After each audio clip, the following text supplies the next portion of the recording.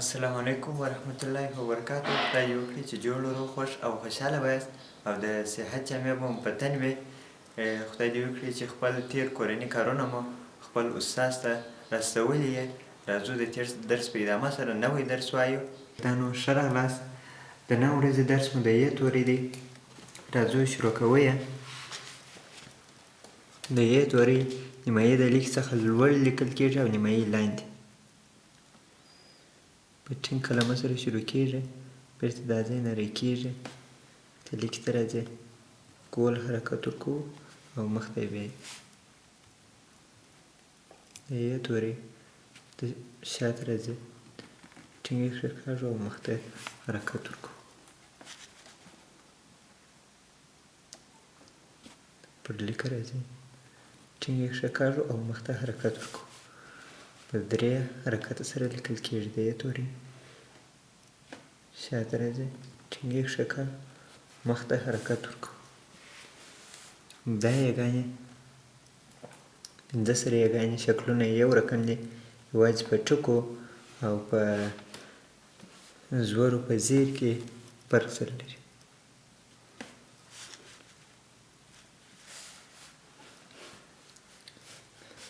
بله یې وایو. دا څوک ور پورته کوو، بېرته یې دلته نری کوو، شاته ځو، څه یې ګولوو، سیده حرکت ورکوو.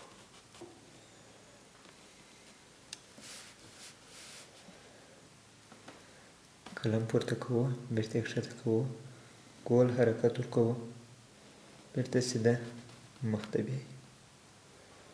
پای څوکه بیا نری.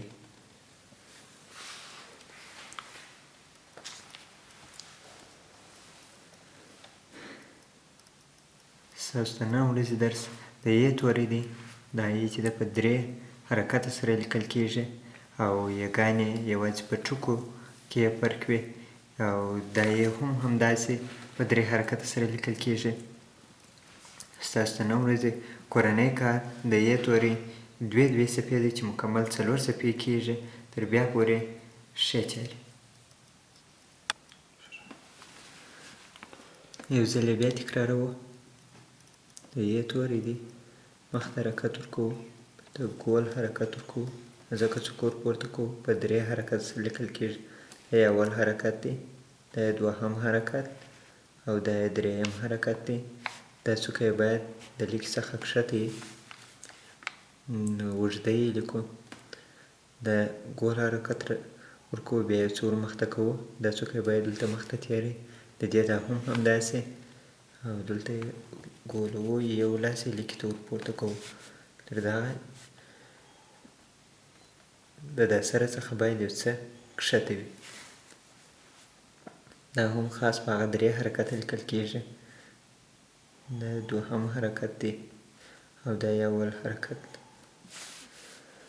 دا بله یې سیده خط پورته کوو، دلته یې ګولوو، بېرته نری کوو، بیا ګول حرکت ورکوو، ټینګ یې کېکاږو، مخته حرکت ورکوو. دا یې اول حرکت دی، دا یې دوهم حرکت دی تر دا ځایه او دا یې هم درېیم حرکت دی.